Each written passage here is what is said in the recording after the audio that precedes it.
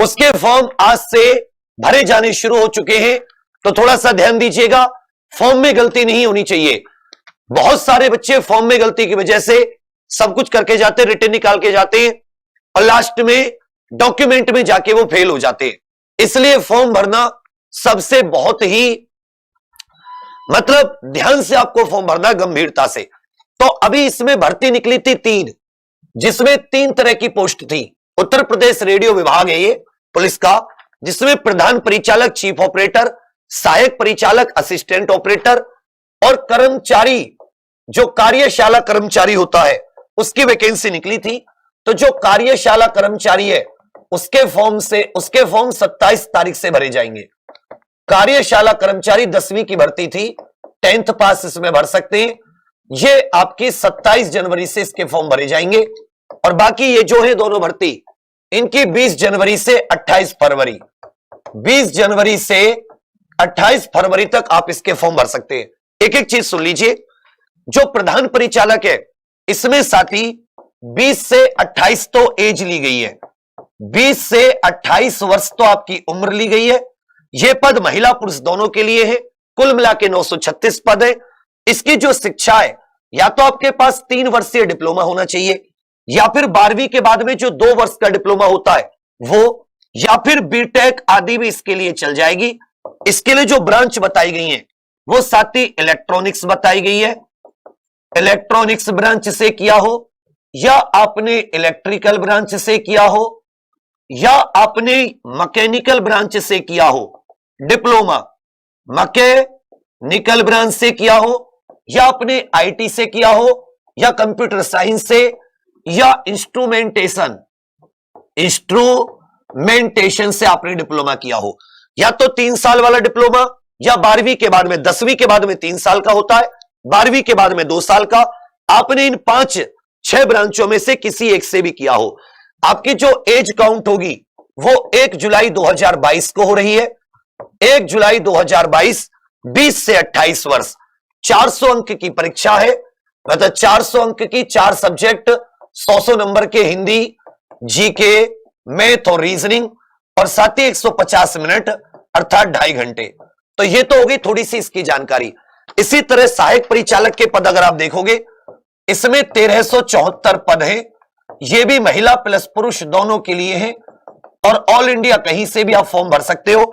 महिलाएं भी फॉर्म भर सकती हैं, पुरुष भी फॉर्म भर सकते हैं। इसकी जो आयु है वो 18 से 22 वर्ष है। कितने से कितने वर्ष? 18 से 22 वर्ष है। ये भी 1 जुलाई 2022 तक काउंट होगी, 1 जुलाई 2022 तक काउंट होगी। बाकी एससी एसटी ओबीसी के लिए 5 साल की छूट है। इसमें एक चीज याद रखिएगा, इसमें शैक्षिक योग्यता 12वीं है। इसमें जो शैक्षिक योग्यता कौन सी है? 12वीं। लेकिन याद रखिएगा कि 12वीं में गणित और फिजिक्स, गणित और भौतिकी दोनों होने चाहिए। इसकी जो योग्यता है उसमें गणित और भौतिकी अनिवार्य विषय है। गणित और भौतिकी अनिवार्य। 168 सेंटीमीटर पुरुष की हाइट होनी चाहिए, यह पुरुष की हाइट होनी चाहिए। महिला की हाइट 152 सेंटीमीटर होनी चाहिए। दौड़ भाग सब कुछ जैसे होती है पुलिस में वो सब कुछ है। 1 जुलाई 2022 को काउंट हो रही है आपकी एज। और एक सबसे महत्वपूर्ण बात कि एससी एसटी ओबीसी के लिए इसमें 5 साल की छूट है, 5 वर्ष एज में छूट हो जाती है। चलिए बच्चा, तो ये चीज समझ में आ गई। अगर आप प्रधान परिचालक के लिए अप्लाई करना चाहते हैं तो ये तो एज होनी चाहिए, और साथ ही या तो 3 वर्ष का डिप्लोमा हो इनमें से किसी ब्रांच में, या 12 के बाद में 2 साल का डिप्लोमा। अगर आप सहायक परिचालक तो 12वीं होनी चाहिए, और लेकिन 12वीं में गणित और भौतिकी अनिवार्य आपके विषय होने चाहिए। फिजिक्स और मैथ और फिजिक्स ये अनिवार्य है, ठीक है। बाकी कार्यशाला कर्मचारी की जो वैकेंसी थी, कुछ वैकेंसी है लगभग 120, ये फॉर्म 10th से 27 जनवरी से भरे जाएंगे। 400 रुपए इसकी फॉर्म है। 400 रुपए क्या है? ये फॉर्म की फीस है। अब सबसे महत्वपूर्ण है फॉर्म कैसे आप लोग भरोगे। तो फॉर्म भरने के लिए सबसे पहले अपने पास आपका खुद का मोबाइल नंबर, कि जिसका नंबर आप लगातार यूज करते हो उसे आप बदलते ना हो। जैसे बहुत से लोग मोबाइल नंबरों को बदलते रहते, तो ऐसा कोई भी मोबाइल नंबर ना हो जो बदलता हो। आपकी खुद की क्या होनी चाहिए? ईमेल आईडी होनी चाहिए। दोनों के लिए अच्छे से याद रखिएगा, जो ये यांत्रिक के पद है, यांत्रिक जो आपका ये वाले पद है, चीफ ऑपरेटर वाले, प्रधान परिचालक, इसके लिए अलग फॉर्म भरे जाएंगे। और जो साथी ये आपका सहायक परिचालक के पद हैं, इनके लिए अलग फॉर्म भरे जाएंगे। और एक बात और गारंटी है कि दोनों के पेपर में भी अंतर होगा, हो सकता है दोनों का पेपर भी अलग हो। चलिए, बाकी जो यांत्रिक वाले कार्यशाला कर्मचारी वाले फॉर्म है, ये 27 तारीख से भरे जाएंगे। तो मान लेता हूं आपको प्रधान परिचालक का भरना है, आपने इस पर क्लिक किया, तो क्लिक करने के बाद में आपको ये स्क्रीन खुलेगी। अपनी दो चीजें आपके पास होनी चाहिए, आपकी खुद की ईमेल आईडी और वो ईमेल आईडी जिसका पासवर्ड आप अच्छे से जानते हो। पासवर्ड जानते हो, क्या होता है कि लोग ईमेल आईडी तो बनाते हैं लेकिन पासवर्ड भूल जाते हैं। आपका मोबाइल नंबर, आपका मोबाइल नंबर, आपके 10th 12th डिप्लोमा के कागज, 10th 12th डिप्लोमा के कागज, अगर आप डोमिसाइल हैं यूपी के तो यूपी का निवास, और अगर आप ओबीसी और ईडब्ल्यूएस की छूट लेना चाहते हैं तो ईडब्ल्यूएस और ओबीसी का सर्टिफिकेट 1 अप्रैल 2021 से 28 फरवरी 2022 के बीच का होना चाहिए। समझे मेरी बात? ओबीसी और ईडब्ल्यूएस सर्टिफिकेट, एससी एसटी जो भी जिसमें भी आप लेना चाहते हैं छूट, आपको क्या करना है? कुछ नहीं करना।